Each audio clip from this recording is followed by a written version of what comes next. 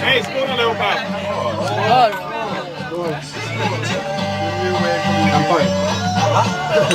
Skål! Skål!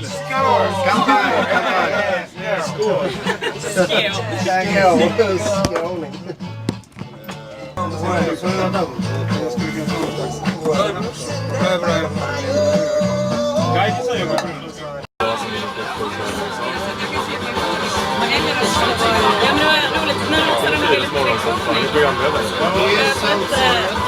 Han är jävligt livsnöjd.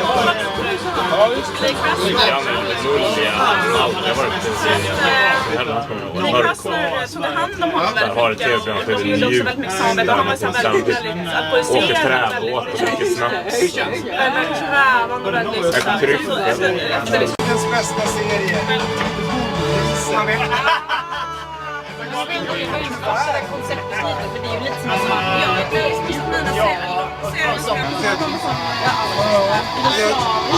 Det enda jävla världen jag ville var att det skulle vara där. Det är inte någon av mina polare skulle vara där, utan nej, bara med min två. Det var vi som skulle uppleva liksom det mysigaste stadslandskapet sett i mitt liv tillsammans. Och då klackade det liksom till i mig. Det är klart att jag tar henne på i. Tar henne på i.